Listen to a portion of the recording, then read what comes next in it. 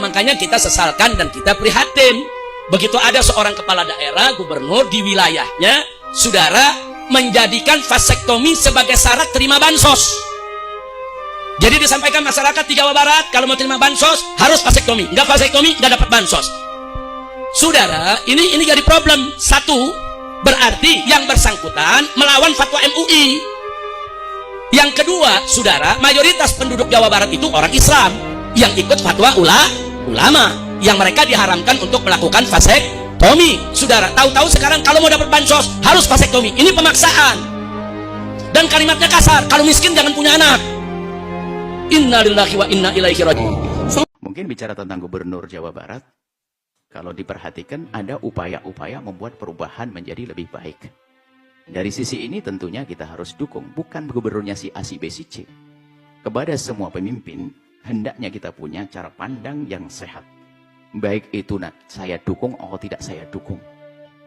Adapun yang disebutkan tadi jika betul, karena kami juga belum bertemu langsung, tapi mendengar beritanya dari teman-teman, bahasanya memang itu bisa jadi termasuk bagian daripada ijtihad beliau dari dia meninggut dari sisi ingin mensejahterakan rakyat.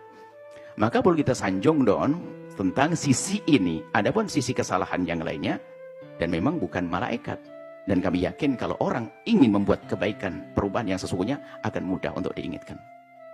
Kalau Anda misalnya, kalau pemimpin Anda seorang dokter, lalu dia berbicara tentang ilmu kedokteran, lalu benar, lalu di saat nyinggung urusan agama salah, ya memang dia bukan bagiannya. Tinggal mengingatkan saja tanpa harus kita bodoh-bodohkan, mohon maaf. Ini kan cara hidup yang baik. Ya kita ingin membangun semacam ini. Kita sudah bosan di media ini dengan caci maki olok-olokan antara ustadz dengan ustadz ini dengan ini dan sebagainya. Jadi sepertinya yang dibidik adalah bagaimana mensejahterakan dengan menyalurkan bantuan yang tepat. Nah, tepat ini tentu tepat dari kita yang memilah-milih di saat memberikan, dari sisi lain yang ditepat-tepatkan, disesuaikan. Nah, tadi dalam irama menyesuaikan. Sehingga ada himbauan barangkali kalau betul untuk vasektomi.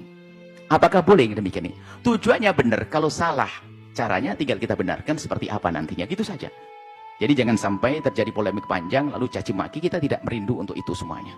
Yang jelas bahwa melakukan vasektomi jika memang tidak bisa tidak membuai atau pemandulan selamanya, itu tentu tidak diperkenankan, seolah mendahului Allah, pasti anaknya bakal besar, anaknya bakal hidup dan sebagainya.